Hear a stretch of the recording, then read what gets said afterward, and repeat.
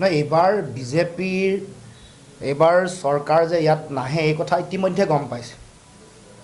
সেইকাৰণে নিৰ্বাচনৰ দিন ঘোষণা নোহোৱাৰ আগতেই অসমলৈ খুব খৰখেদাকৈ প্ৰধানমন্ত্ৰী আহিছে, গৃহমন্ত্ৰী আহিছে আৰু বিভিন্ন ঠাইত তেওঁলোকে সভা সমিতি কৰিছে।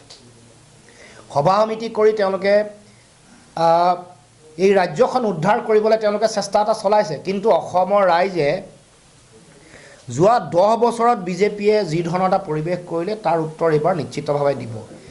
হিতাধিকাৰী আঁচনি, ভয় ভাবুকি, এনেকুৱা ধৰণৰ সাম্প্ৰদায়িক ৰাজনীতি, এই সকলোবোৰ আশ্ৰয় লোৱাৰ পাছতো কিন্তু তেওঁলোকে জানে যে এইবাৰ আশ্বস্ত নহয়। এছাৰ মানুহৰ নাম কাটিছে, মানে চামাৰী স্পেচিয়েল চামাৰী ৰিভিজন তেওঁলোকে কৰাৰ পাছতো তেওঁলোক আশ্বস্ত হ'ব পৰা নাই। সেইকাৰণে দেশৰ প্ৰধানমন্ত্ৰীক দুবাৰ তিনিবাৰ মাতি আনি, প্ৰধানমন্ত্ৰী আগতে অসমত নাথাকে, এইবাৰ থাকি গৈছে অসমত, থাকি তেওঁলোকে নিৰ্বাচনৰ প্ৰচাৰ চলাই গৃহমন্ত্ৰী আৰু আন আন ব্যক্তিক তেওঁলোকে হাই প্ৰফাইল মানুহ আনি তেওঁলোকে জনগণৰ মানে মন সন্মোহিত কৰিবলৈ চেষ্টা কৰিছে। কিন্তু এইবাৰ ৰাইজে সঠিক আৰু শুদ্ধ সিদ্ধান্ত গ্ৰহণ কৰিব আৰু অসমৰ পৰা বিজেপি উৎখাত হোৱাৰ যিটো পৰিৱেশ, সেইটো পৰিৱেশ লাহে লাহে আৰম্ভ হৈছে।